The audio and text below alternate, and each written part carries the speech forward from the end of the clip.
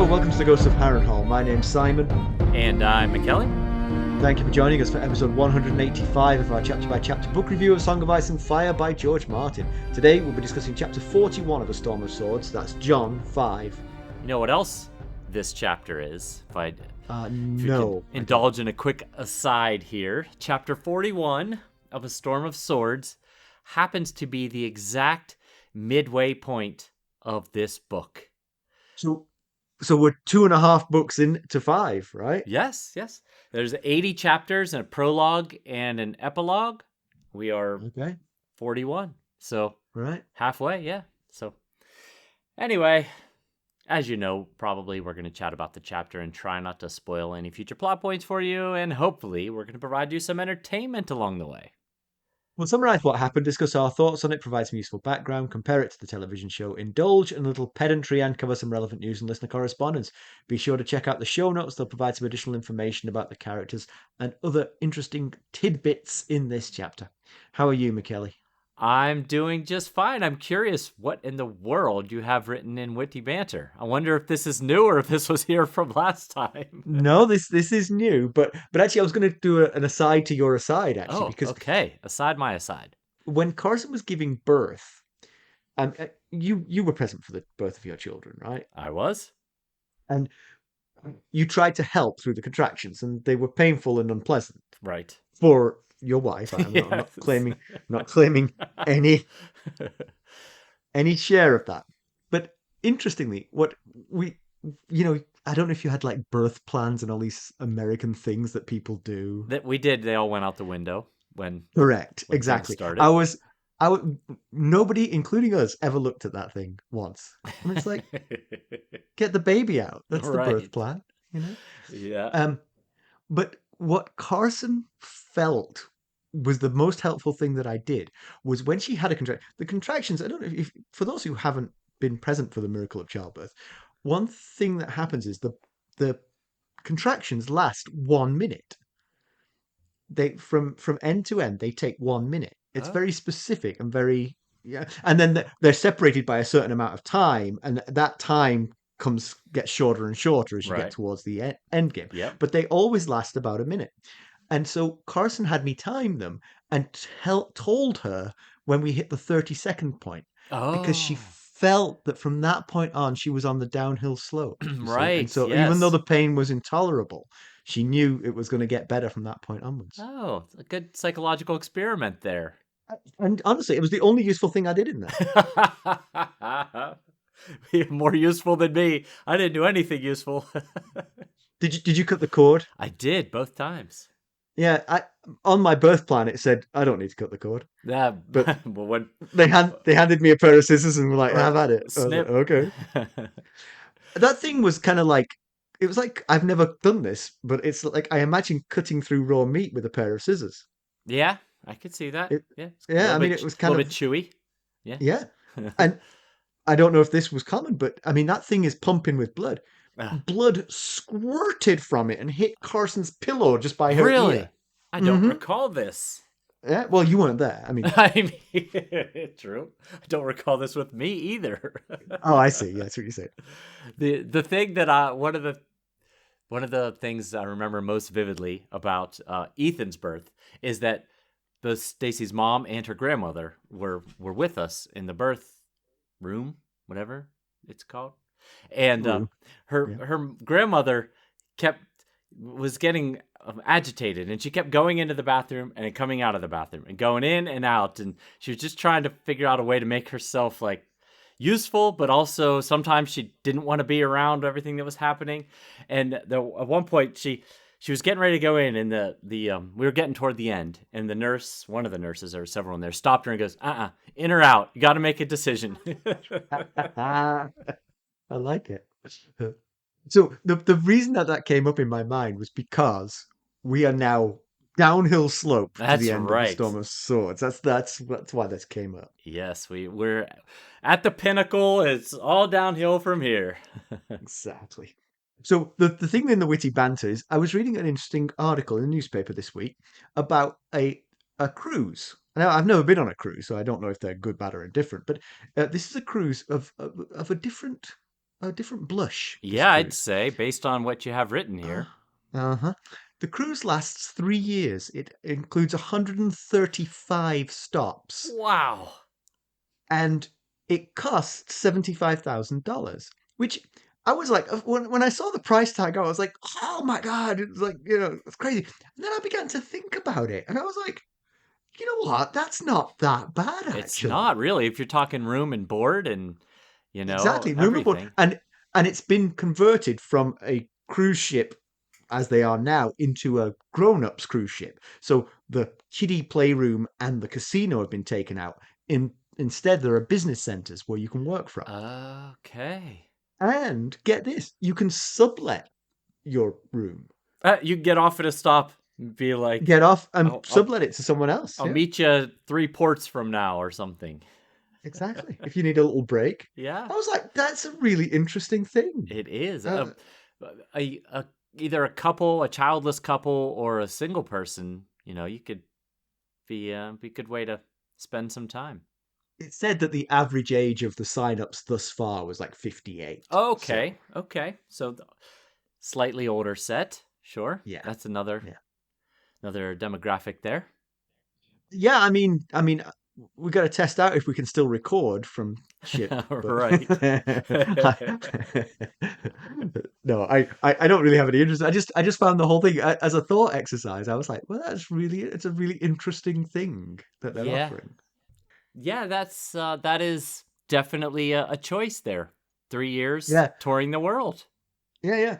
Honestly, I have no interest really, but I do think perhaps they've priced it just a tiny bit low. I think they might have been able to do a little bit more. I don't know if there's higher rates for better rooms kind of thing. I don't know if Oh, that's the that could be. base rate. Yeah.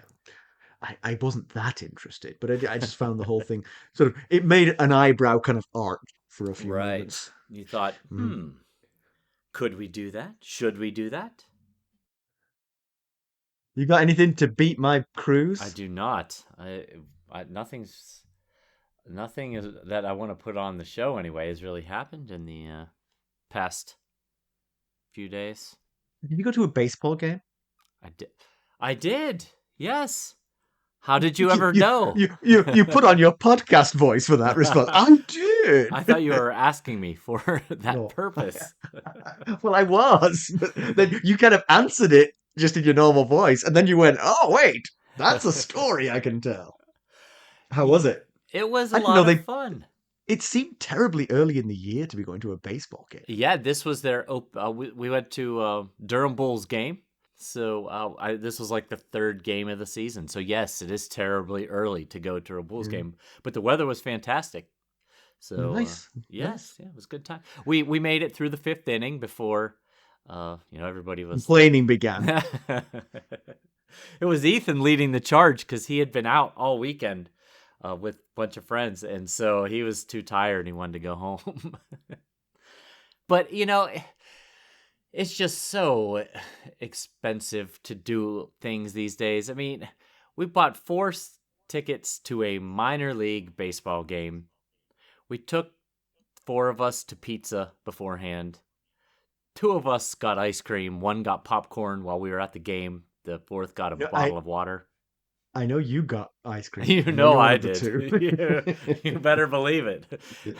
And it was probably pushing $300 when all was said and done. Ooh, And ooh. we got our seats were like $17 a ticket. So it wasn't the tickets that was the problem. It was everything else. That's a chunk of change right Plus there. like $10 for parking or whatever. It just Yeah, yeah. so Oof. yeah, it's one of those things where stuff adds up quickly. Next thing you know, $300 and 5 innings of baseball. For our anniversary, we did dinner and then we went for dessert at a different place, and that came to over $100, and I was having palpitations. I was like, That's right. You guys had your wedding anniversary very recently. So did we yeah. discuss this on the I show? think it might have got mentioned. We've recorded since, I believe, but Yes. yeah, Okay.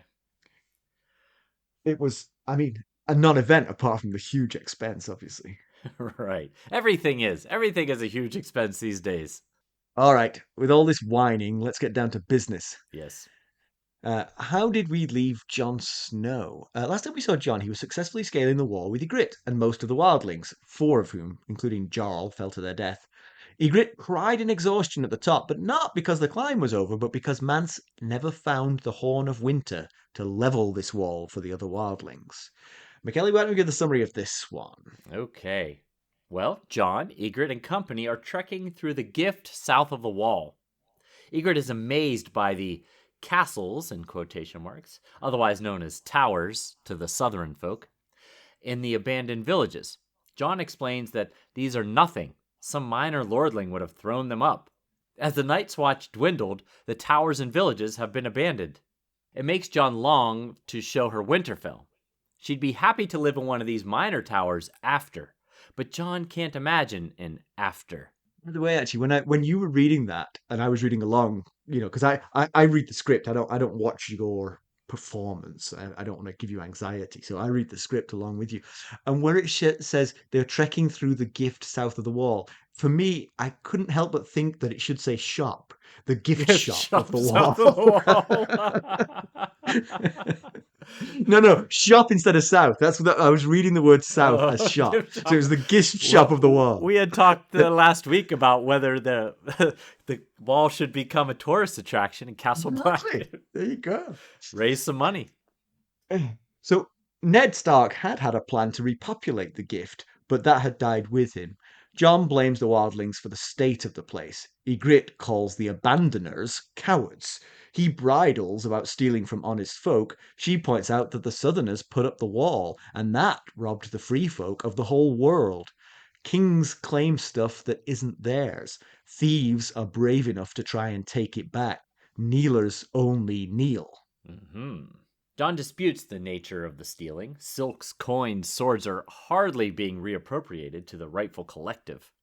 Ygritte even defends the stealing of women. A man brave and smart enough to steal her would be a worthy father. Jon offers bad scenarios, but Ygritte would just kill the man, as would any wildling girl. Jon becomes more serious. The wildlings can't win. Ygritte hypes the wildlings' fighting prowess, but Jon's sure that the experience and organization of the Seven Kingdoms will prove too much. Jon makes a misstep when he says that all of you will die. Us, Ygritte corrects him. She's angry, worried that she's backed the wrong horse.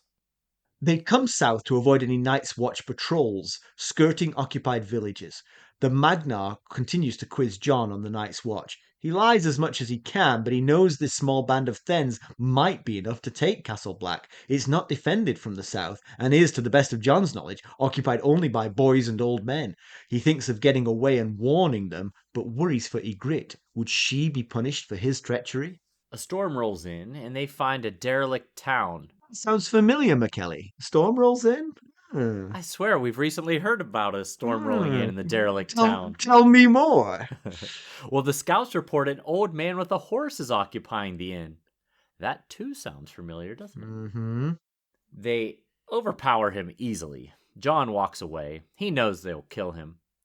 Jon and Ygritte survey a tower in the lake. Oh goodness, this really does sound like deja vu. He knows. You're beginning to sound like an elementary school teacher at this point. Does this sound familiar, children? Does this sound familiar? Jon knows this is Queen's Crown. Some of the Thenns thought they heard shouting from the tower. Ghosts, suggests Ygritte. Jon relates the same story of Queen Alysanne that Bran did to the Reeds. A Thenn interrupts. Jon is wanted. Magnar wants Jon to execute the prisoner. The man is stoic, which doesn't help Jon. He'd rather he begged for mercy. Jon tries to rationalize that his not doing it won't save the man. Ygritte reminds him that he killed Oral sitting by a fire without hesitation. The Magnar calls him a crow, and Ygritte a crow wife. She won't take that, and she slits the prisoner's throat. The Magnar issues a new command, but a bolt of lightning and a flurry of fang and claw send everything into chaos. A direwolf starts to make mincemeat of the wildlings. Jon first thinks it's Ghost, but he sees the gray fur.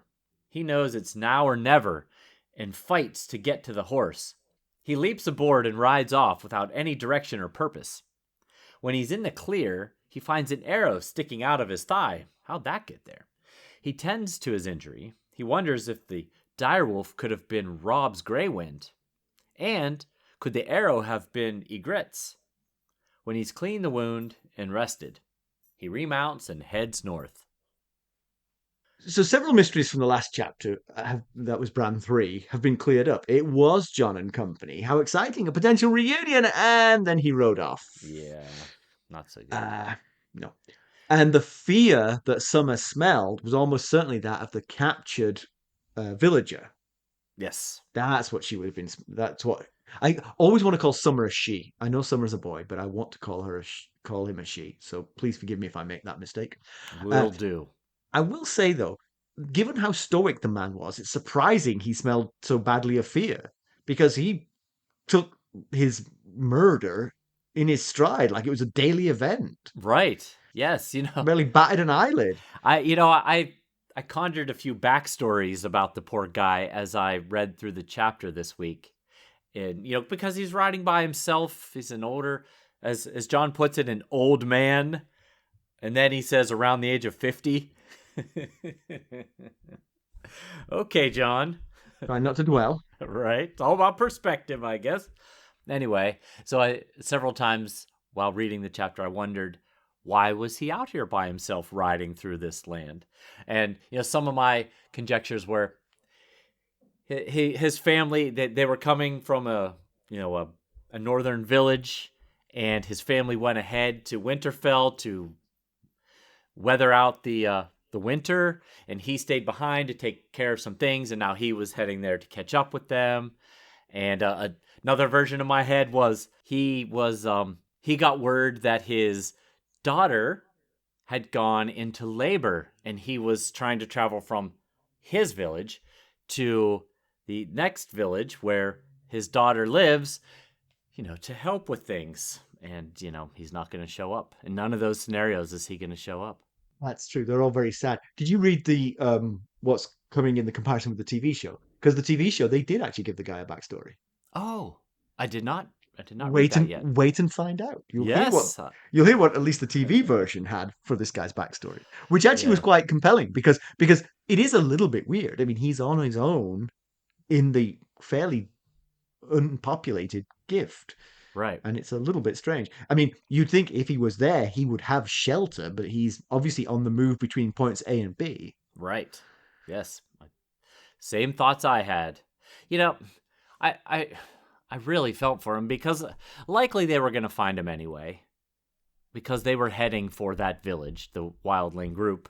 But the fire was basically setting up a flare to announce his presence before they came across him. And I thought that him being mounted, he might possibly escaped if both parties had surprised each other. Right, yeah, true. If he had heard them trampling, somewhere in a nearby village, he could have hopped on his horse and ridden off, possibly. I will say that one of these things is going to come up in pedantry, but 2 points there. One, he was quite careful with the fire. It was actually in the fireplace of the derelict which means that you couldn't see the fire directly. You could see the smoke coming out of the chimney, and you might see the red glow of the interior through the broken windows. Yes. So he was quite careful. You'd have to get pretty close before you even notice that. And the second one is he's sufficiently far south of the wall that he might think he's safe from wildling raiders. Yeah, and Jon thinks that too. Jon thinks that, this is south of the wall. He compares it to Orell's and Ygrette's fire, in the Frostfangs, and he thinks, but that was in the wild Frostfangs. This is south of the wall. This man should have been protected by the Night's Watch and the power of Winterfell. And yet it wasn't. I mean, that's entirely perspective, though. I mean, again, from Ygritte's perspective, Orell was just a guard duty for the wildlings to make sure that nothing befell that huge host of wildlings. Right. Which was full of women and children. Right. This guy is a descendant of the people who built the wall to deny the wildlings the rest of the world. Yeah, you're right. It's all about perspective, like most things are. But it was pretty brutal and kind of unnecessary to ask Jon to kill an innocent man in cold blood to prove himself. You're hitting on pedantry number 2. Oh, okay. So hold your horses there. Well, I'd just say it goes directly against two things in his upbringing. Is that crossing your pedantry? I haven't No, looked. I mean, Okay. you can say what you want about this. I mean, Well, on one hand, it goes against his vow to protect the realms of men, his Night's Watch vow, as these are the men he's supposed to be protecting from the people that he's riding with. So very right. much goes against what he took a vow to do. But also, he thinks of Garrett's beheading when he's standing over this man. Garrett from the Night's Watch, from the prologue of Game of Thrones, he got beheaded in Bran 1 of A Game of Thrones. And, he thinks about that head rolling toward him. And then he thinks of his father and he sees his father's face. And what he's being asked to do goes very much against him being Ned Stark's son. And like I said, the Starks are tasked with upholding law and order in the North. And here he is being asked to kill a fellow Northerner on behalf of the wildlings. Two thoughts you've just conjured in my head there. One, scenario number three for who this guy is. He has been a recent visitor to Simon and Mackelly's haberdashery in Molestown, and That's he is right. fleeing south with his uh, earned brown coat. The second one is, but as the son of Ned Stark, knowing this guy's going to die, looking him in the eye and doing it himself might be what Ned Stark would do. Yeah, that's true. That is true. It's awful. I mean, for sure it's awful. But John thinks himself, the guy's dead anyway, He does. Yes. Yep. And and that's and true. thus it proves. So his giving himself away doesn't achieve anything really, apart from keeping his own conscience clear, I guess. Right. John's also agonizing about how to leave the group. He knows that if he abandons them, and he knows that he must abandon them, that they're all probably going to die. Because if he gets back to Castle Black and says, "Hey, there's a band of wildlings this side," then they shore up the defenses and they go looking for these people, and there's not a lot of hope for them. I mean, the gift is huge, and they're willing to travel very far south into it, but it's not. Their prospects become very dim if a band of wildling raiders are known to be south of the walls. They will be hunted Yeah. mercilessly. Yeah. It certainly becomes dimmer. John thinks Yeah. if I don't get to Castle Black in enough time to warn them, it's going to be murder in their beds, from Right. But I was flipping it around. I mean, Ygritte and her crew are in big, big trouble if John Yes. gets to Castle Black. Yes. I took your point. Yes. Yeah, I mean, being that John's on horseback, he certainly could get to Castle Black a lot faster. Although he doesn't have a saddle. Now, I'm no expert at horse riding, but it's got to be a lot harder to go swiftly without That a could be. saddle. I too know nothing about horseback riding. I actually You, you, forgot about the fact that you I did. you have ridden a horse, so I you're one have. up on me. Petey. So, um, what's adding to this sort of like this agony for John is that he's come to know all these people. He knows their families, he knows their their hopes and fears, and so this. I mean, the poor guy. He's got to betray everyone. He Oh killed yeah. Corin Halfhand. He's had to betray all kinds of vows. Yes, tough Has to spot. has to sleep with this attractive redhead girl. It's a rough life, John. rough the rough choices you have to make. But the other thing is, I think, and I wrote this sentence which I'm going to read out now, and you'll see it. The John's a big softy, and Right. that fact is going to, however this goes, if John survives this, it's going to play with his conscience. It's going to be on his Absolutely. conscience forever. What he had to do, what he did, and the lives that were damaged or lost as a result of it is going to stay with him. And that made me think some of what Ned Stark does is hiding the fact that he's a soft and gentle soul as well. Oh yes. A lot of his rigorous sort of strictures are to protect himself from the conscience bite of doing the bad things that he has to do. Oh yeah. There's been several times during Ned chapters when we brought up the fact that he also was a big softy, like letting the kids have their direwolves for one thing, and like letting Arya take her dance lessons with Syrio Forel. This is definitely making it harder. He doesn't want to get to know these people because it's just making it that much harder. It's humanizing the enemy. He learns that this one boy named Court has a little brother who begged him not to go on this raiding, and that this court is like 14 and has already stolen a wife and has a child on the way. And he learns all these details about these people that he knows he's going to have to betray and who will, like, as you put it, will likely die when he does betray them. So, yeah, it's rough. He, Yeah. he, uh, he much rather probably just interact with the Thens who don't speak to him at all. Right. Right.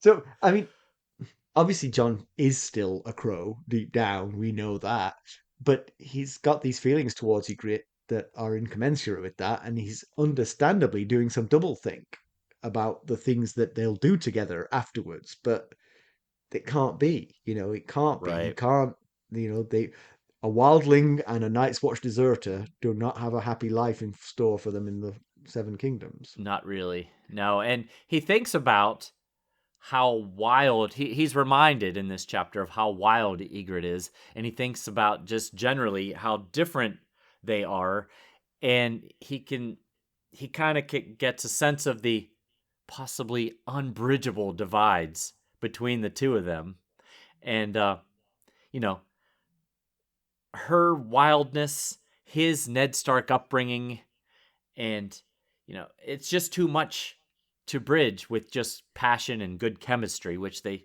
clearly seem to have. And he actually has this thought that it reminded him of the wall between their worlds, and I think that was said at both a metaphorical and a literal sense, because there literally is a wall between their worlds, but Yeah, and that barrier creates the difference where different mindsets can grow and flourish and not mix. Without that barrier, the wildlings and the northerners would be much more similar in their thinking. yes, right. Oh, absolutely. Yeah. Yeah. And she conveniently corrects John's use of the word you in reference to the free folk, yet she called him you plenty of times in reference to the kneelers. You kneelers do this, Yeah, you kneelers do that. And yeah. then she's like, when he says you, all you wildlings or free folk are going to die, she says, us, John, not you, us. You're one of us now. So, And she does have a great line when he's having these discussions with her about uh, and he's being reminded of how different she is. She's talking about how the fact that if a man was worthy enough to steal her, then he's worthy enough to be her husband, and if he doesn't prove worthy enough, she can always kill him and move on. And right. John's like head explodes at this kind of thing. But she has a great line about um, a man can own a knife or a woman, but never both, Right. and which Yes. is it's honestly, I think that's one of the most important lessons that is not taught at Casa Crasta It's because certainly not. he owns knives and has lots of women who don't know that particular lesson. But Yes. underlying that, there's a lot of patriarchal thinking underlying that. But at least wildling women like Ygritte have gained some level of self-determination. I mean, she's accepting the fact that women can be stolen, but then at the same time, she's owning the fact that she could unsteal herself. Right. Yes. With a knife, I guess. Yes, One of the ways. quite, Yes. quite. Um, John's final gambit to win Ygritte over to his POV is the almost unalloyed truth. The wildlings are going to lose. The Seven Kingdoms have a long practice at fighting each other in big battles, and the wildlings, no matter how brave they are, will ultimately fail Right. because they're outnumbered. They might win a battle or two, but eventually they're going to be outnumbered and out-marshaled. Yeah, and I think his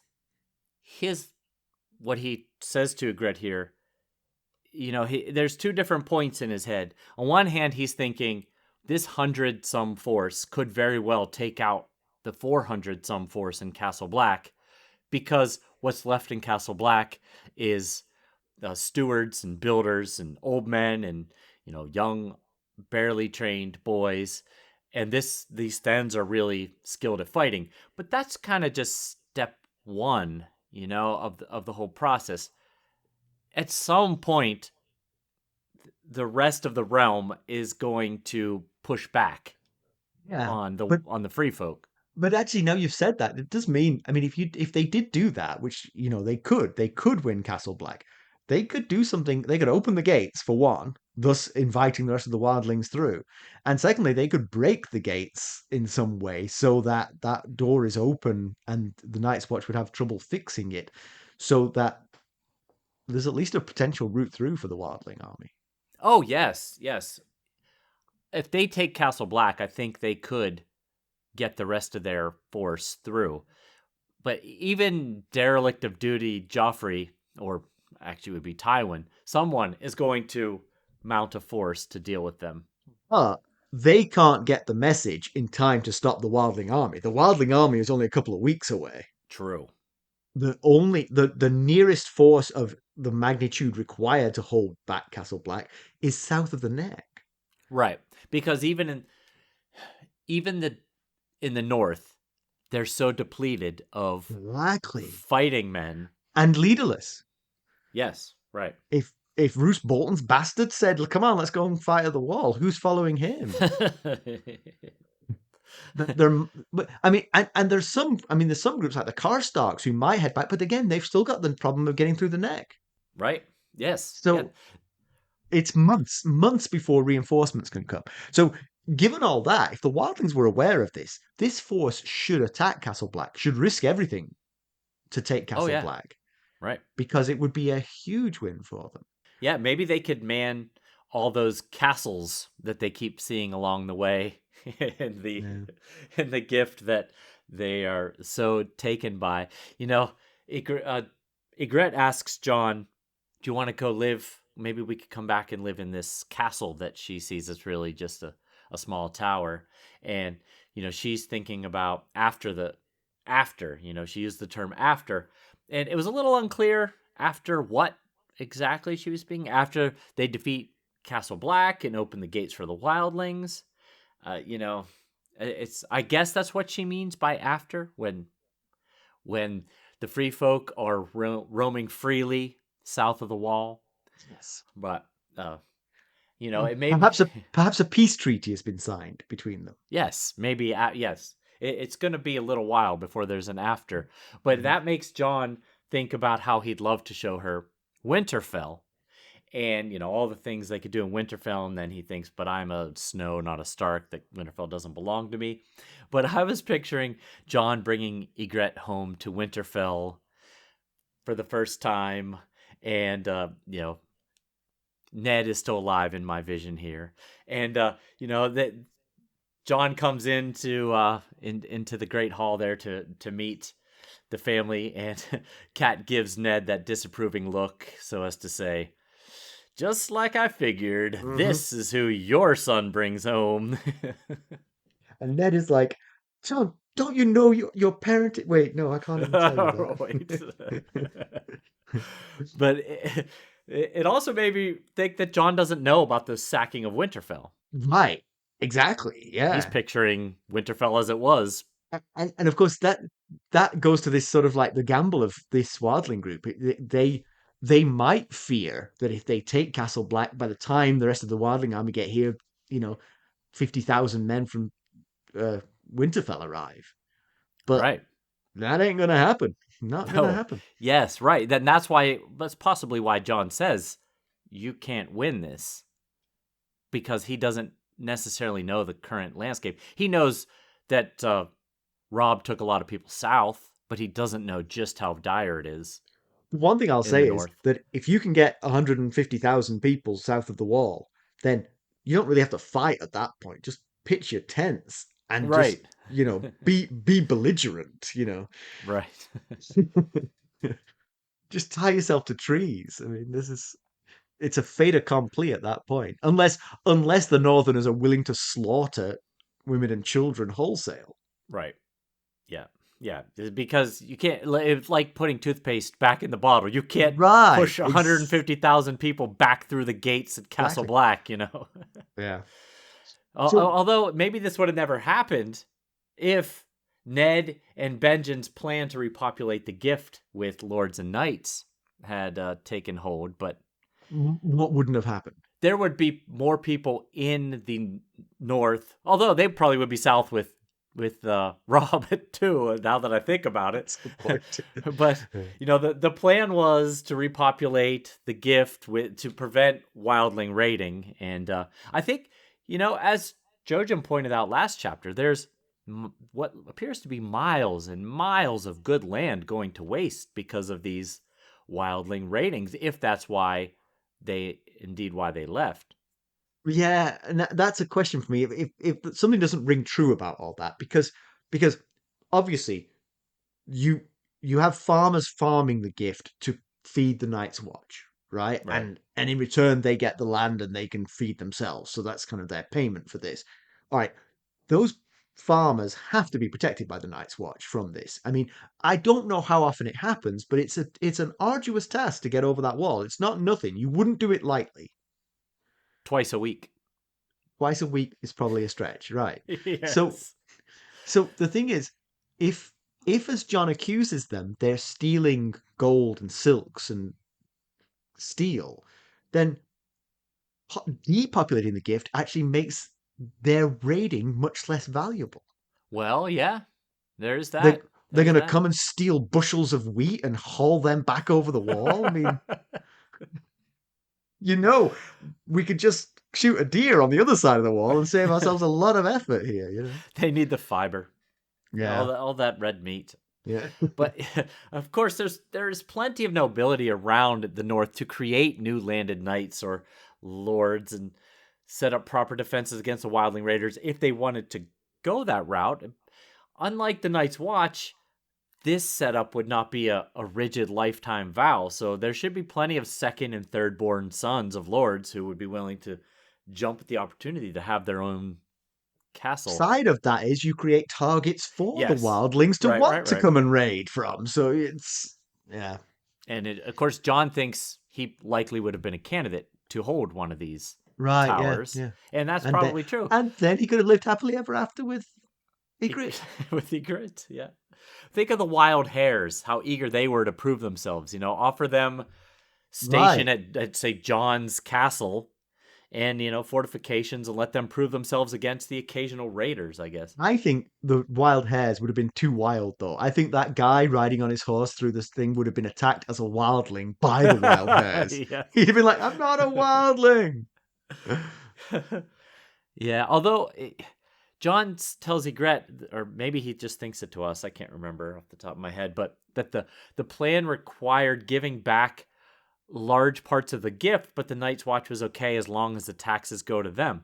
But that's what when I think he says this to Ygritte earlier, he's thinking about it, and he says that the new gift, villages and holdfasts, taxes rendered in labor and goods helped feed and clothe the Black Brothers. So that was happening anyway. Yes. I mean, that's the deal. Yeah. I mean, I think the point is the repopulation has to follow the same rules as before. You can farm this land, but we get our cut of it. We are the Night's Watch. The thing is, Right. of course, is that the thing about that is it's a chicken and egg. The Night's Watch has dwindled so much, he doesn't need that much land farmed. Right. And so, Yes. yeah, it feels like it's in terminal decline. One thing I noticed was they mentioned that here at so Queen Alysanne slept in this tower, as we know. The battlements, the merlons at the top of the battlements of the tower were painted gold as a golden crown because the Queen slept there. And I wondered if they did the same at Winterfell, where Cersei slept. Yes, I'm sure they did. Or perhaps scarlet ones where she slept with Jamie. Oh, right. Yes. Two-toned. Hmm.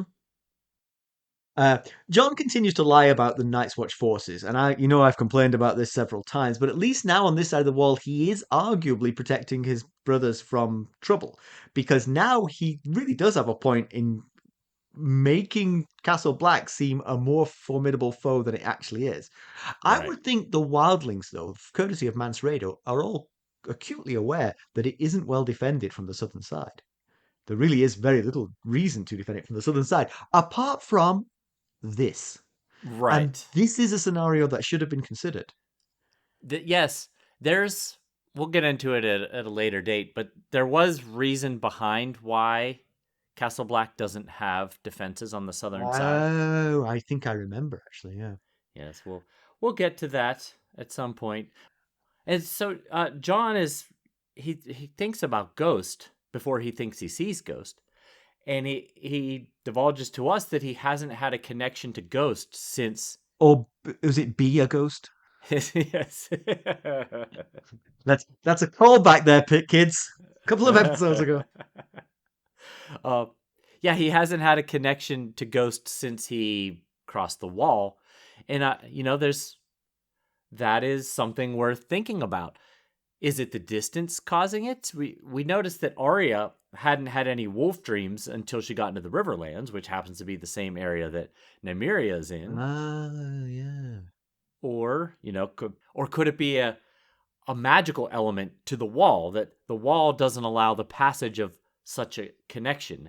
Hmm. You know, we know there's supposed to be spells built into the wall. Maybe it doesn't allow magical type connections to pass through it. Ghost has got back to Castle Black, which is what he was instructed to do. Then he would be on the south side of the wall by now, unless Oh, true. just a thought. Yes, that's true. I still hope Ghost is up to some Call of the Wild stuff, dominating a wild pack, siring some pups, just having the time of his life as he makes his way back to Castle Black. So yeah, so this chapter dovetails with the previous chapter, the Bran 3, and so we see what Bran and the Reeds were seeing from their wall, the rider in the village, followed by the people on foot in the village. That's the wildlings arriving. Um, we know Hodor screamed at the lightning, and the Thens heard what they thought was shouting from the tower, but they'll probably forget about that now that they've been eaten by a direwolf. They might, yes. You'd think that that would fall to secondary issues. And Jon Snow just took off on a horse. Right. All right. We're going to prioritize. Patch him up. Chase Jon Snow. Do you hear a ghost in that tower? Yeah, it's definitely best for those in the tower that they at least keep thinking that there are ghosts in the tower regardless, because they're less likely to try and figure out how to get to the tower if they think it was ghosts. Now Jon almost ruins the whole thing by letting the cat out of the bag about the causeway. True. And True. he was just about to explain, because he mentions we could just walk across the water, and Ygritte's like, "Are you out of your mind? Is this some sort of southern magic trick?" And he starts to say no, explain that there's a causeway right as a big lightning strike hits the lake.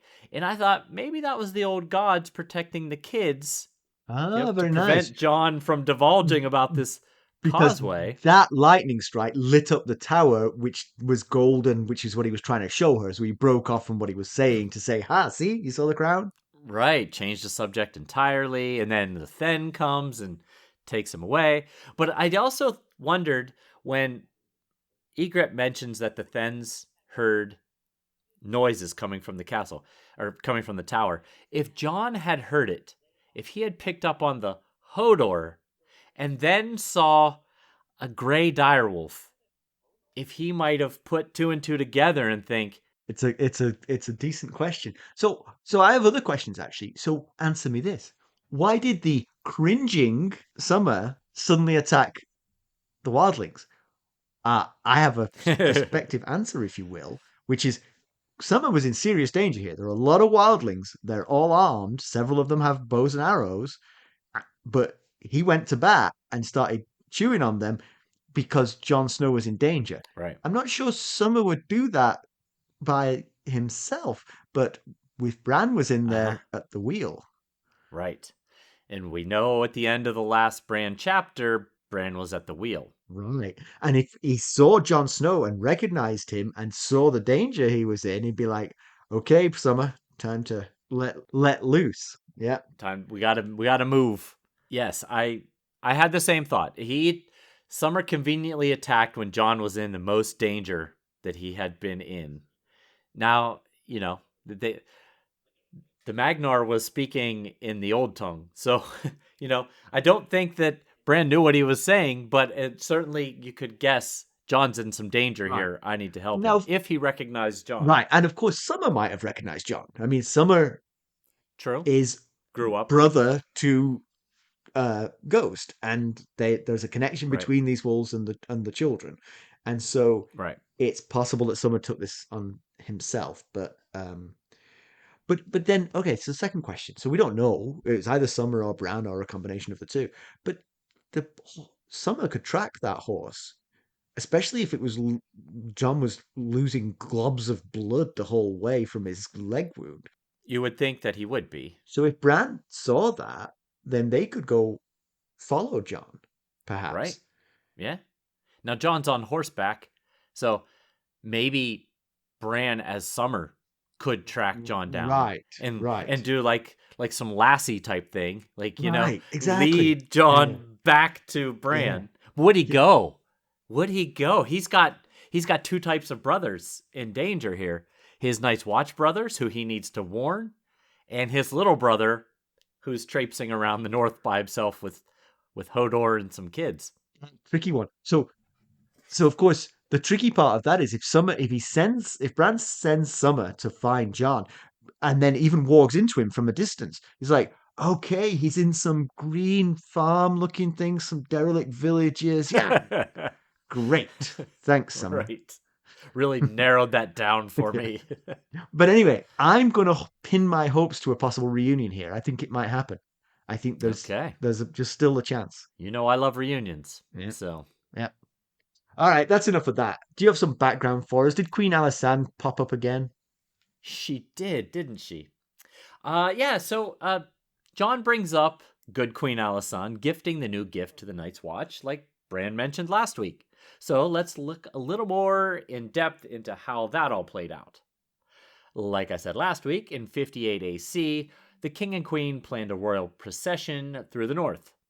Now, unlike John's version, where Alysanne grew bored while King Jaehaerys talked with Lord Alaric Stark, Archmaester Gildane wrote that she got bored while waiting for the king to arrive in Winterfell. Remember, we heard the story that the king got tied up at King's Landing, so Alysanne Yeah. started the procession herself. Well, Bran also told us that Queen Alysanne admired the Night's Watch bravery, and that's why, when she reunited with Jaehaerys back in Winterfell, she convinced her husband to double the lands held by the Black Brothers in Brandon's gift. Well, Lord Alaric Stark might have warmed to good Queen Alysanne during her visit, but he wasn't warm on that idea. He didn't like that some of his bannermen would be forced to give up parts of their lands to the Night's Watch. Archmaester Gildane suggested that it was Alysanne who charmed him into the idea.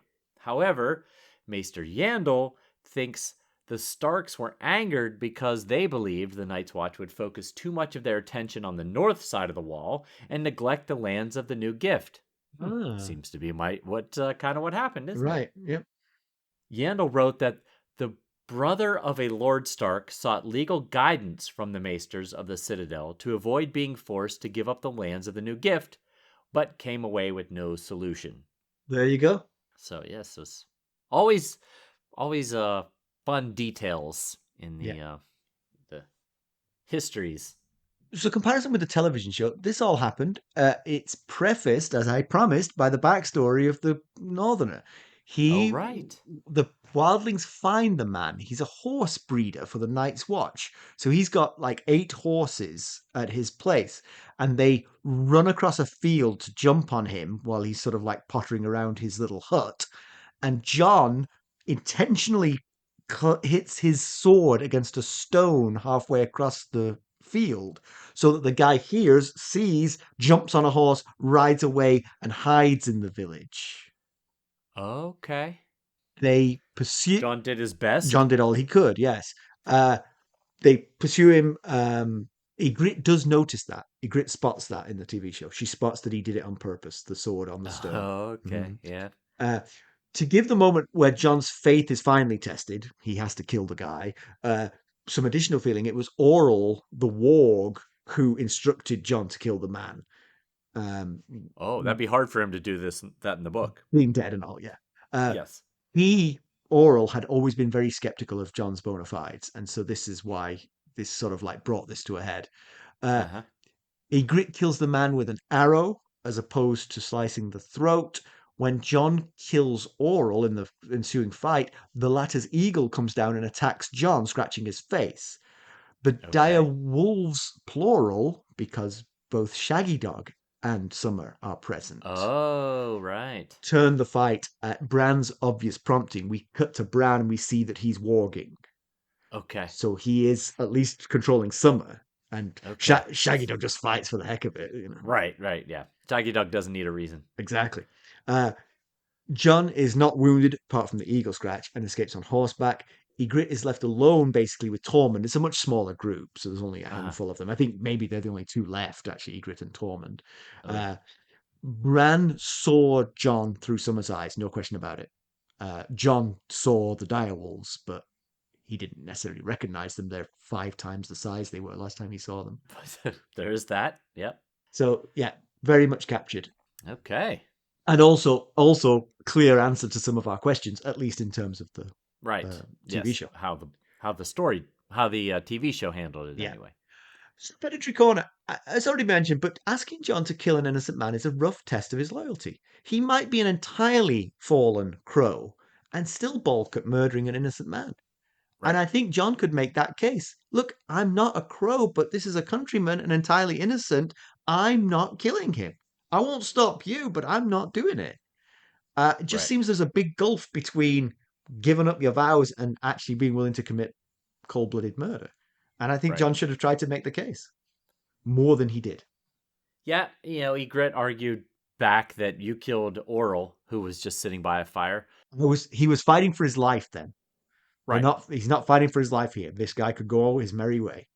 He was also following orders of, his superiors in that situation. He was a member. He was a crow at the time. Yeah, So but of course, the flip side of that is Ygritte would say our lives depend on this guy being dead. yeah, If he rides away, yeah. And Jon accepted the fact that that man was dead. He just didn't want to be the one that swung the sword. yeah. The other thing is either Brand and Company have got their calculations wrong about where they are, or John and Company have come an awfully long way south of the wall. I had the same thought. Oh my god. I've literally forgotten what this point of this excursion is. I mean, is it just to sort of like get disposition of troops this side of the wall? Are they just here for a summer vacation? They're trying to get to Castle Black to take out the. And they've taken a 75-mile south detour? It's a long way. Now they did it to avoid running into Populated any. villages, right? Yeah, running into any Night's Watch, you know, groups that are out and about. You know what they should have done was come a little bit south of the wall and try to go that towards Castle Black and see if they met any resistance. If they didn't, Right. they could just keep going. If they do, go further south. You know, Yes. we know Yes. they're unlikely to meet very much resistance. Right. There's not many The people left to give the resistance. occasional 12-year-old in a black cloak is not going to stop them. Yes, 75 miles south seems a Right, bit excessive. right, right. So news and notes. News and notes. So, we just wanted to mention that recently we reached the 250,000 downloads I knew that was coming, but I forgot to look marker. for it. That's awesome. Yeah, since we started, and I'll just point out that in our first year, we started October 7th of 2019. So from then until October 7th of 2020, we had less than 10,000 downloads. Ah, I see. So Hockey stick. the hockey stick, the Yeah. snowball has been building. And just to mention that our Lord Paramount and Royal Kingsguard sustainers will have a live video chat with Mackelly and I the day that this particular episode goes live. So looking forward to that as always. We always have fun. That we are, and that we do. Come join us. All right, let's conclude. Jon is in the wind. A crisis allowed him to leave Ygritte without too much soul searching. At least Yeah, for now. They may reunite, right. of course, but will he get over her? I'm pretty confident she'll get over him.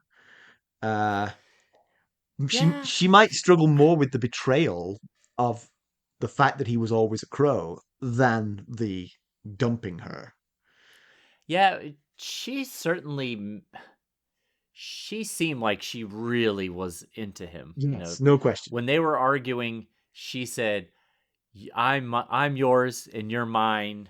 Like it seemed like she really cared for him and really cherished their relationship. So that's gonna be it's gonna be really hard. And the fact that he didn't just like you said, he didn't just break up with her. Relationships that happens in relationships most times. But he just, you know, broke her trust and now has very possibly going to put her in danger because she vouched for him. Right, absolutely. That is a real worry for her. Yeah. Well, what kind of punishment will she face from Styr, the Magnorth, then for Jon's betrayal? You know, will they think she's complicit, or just that she got caught up and backed the wrong horse, as she thinks in the chapter? Yeah. And then to take that to the next level, was it her arrow in his leg? I'm going to suspect it was. Yeah, That's my guess. He tries to examine the feathers to figure it out, but he doesn't give a clear answer as far as I could see. yeah. I think she fletches her feathers with gray. Grey goose I mean, feathers. arrows with gray feathers, Yeah. and others use white. So, if I was him, I would hang on to that arrow until morning. Wait till the light comes up and see what color those. Let it Now, dry out. Yeah. yeah, just because if it's gray, I don't know that that necessarily means 100% it was hers, but it narrows it down that it could have been. He actually thinks that whoever shot it was aiming for the horse, and he was lucky that it hit him, Right. which Yeah. is that's. I'm not sure I would share that thought, but there we are. Uh, and as we said, I mean, they've gone a long way south to get to Castle Black. Maybe, uh, I mean, certainly they're gaining some intel as they go, but I mean, the intel they're gaining is, wow, there's nobody here. Right. Yeah. You Maybe we probably should cut back north by now. exactly, exactly. I mean, that's 75 miles. I mean, that's at least 5 days march, Yeah. and there's On foot. on foot. Exactly. I mean, turn this around. There's urgency here. Get back. Oh, yeah. I bet they will now. Oh yeah, Now yeah. John's gone north. Yeah. I, I guess you could argue that some of it is that, they know not to get too close to the villages that are closest to the wall because it sounds the alarm too early. But I mean, that is a long way in the wrong direction. Uh, where to next for John? Will he go back to Castle Black to report all he's heard? Obviously, he probably should do that because the Castle Black is in danger. Will he try to creep back and find out who the direwolf was? Uh huh. Did he have enough of a sighting of it to think, is that one of my brother's direwolves or sisters? Right. Um, he probably wouldn't recognize it directly, but he knows there aren't that many direwolves south of the wall. Right. I think way back in like Cat 1 of a Game of Thrones, she mentions that a direwolf hadn't been spotted in 200 years. Right. So Yeah. If you see a direwolf south of the wall, it's a Stark's direwolf. it's very, very high probability of that. Yeah. Uh, might he creep back to the wildlings and try and steal Ygritte away? Live out She his. said that, if he does it craftily enough, she'll forgive him. And yeah, that's a rough one. He knew this was gonna likely be the ultimate outcome of their relationship, but he was enjoying his relationship with her too much to Yeah. cut Yeah. it off. And like you said, it was almost helpful that it happened the way that it did because he had to do a snap decision. He had to go, just hop on that horse and ride, or he was gonna die. Right. I mean, it's a difficult moment, but when you're fighting for your life, you forget the other things. Right. Yeah. Yeah. He's already forgotten about the shouting in the tower, that's for sure. Right. And John paints a rather grim picture for Castle Black's hope of success against Deer's Thens. It is on the surface level, it's a pretty bad situation for the brothers at Castle Black. They outnumber this group of steers here 400 to 100, but as John points out in the chapter, it's mostly stewards and But forewarned is forearmed, I mean, if with yes, that kind of yes. numerical advantage and knowledge of the surprise attack, you'd fancy your chances, even with Yes. inexperienced people. Right. And Jon being on horseback, regardless of a saddle or not, we're not sure exactly how that would hold him up. But Yeah. if it does or not, he'll definitely he'll get there ahead of them unless something very much goes wrong. So I posed a question here. I said, has Jon learned anything worth the death of Qhorin Halfhand? I will say that until this conversation, I would have said categorically no. But in actual fact, Jon might be about to save the Seven Kingdoms from the wildling army by getting back to Castle Black in time to save it. Oh, right. Right. It- Yeah. Otherwise, his Qhorin died for nothing Yes. because Jon has learned nothing useful. Yeah, just that they were looking for the Horn of Winter and didn't Didn't find find it. it. Yeah. So, that's helpful that they know what they were looking for, but it would have been more helpful if he learned that they did find it. Yeah. Well, I mean, it's still intel that they didn't. Yeah, you're right, though. I mean, so they're going to come, and if you hear them blowing a horn, it's just a horn. It's just a regular war horn. And did Bran see Jon through Summer's eyes? Right. Can they That's a good can question. they rendezvous somehow? Yeah, maybe we'll find out in the next Bran chapter. I mean, the thing is, for Bran, assuming Jon is headed to Castle Black, this hasn't actually changed much for Bran because he thought Jon was at Castle Black. He thought that's where he'd find him. He also thinks that's where he'll find his Uncle Benjen. Right. So, Yes. Yeah. so this sighting actually doesn't really change anything for Bran, really. Right. Yeah, that's true. That's true. Where are we going next week, Mackelly? We are going across the narrow sea to Essos. Essos. Who lives Do you remember there used to be this character named Daenerys Stormborn Targaryen? We're going to catch up with her. I'll believe you. I'll have to get reacquainted. All right. As always, there's three ways that you could help us. You could leave us a positive review. You could buy merchandise at ghostsofharrenhal.threadless.com, or you could buy us a cup of Arbor Gold at buymeacoffee.com/ghostsharrenhal, or become a sustainer at the Lord Paramount or Knight of the Realm level, and enjoy the fun benefits that you get with those sustainer tiers. And they are fun. You can also reach us at ghost.harrenhal@gmail.com. You can follow us on Twitter at @ghostharrenhal. We are also on Facebook, Instagram, Discord, and YouTube. Thanks for listening. Thanks. Bye. Bye.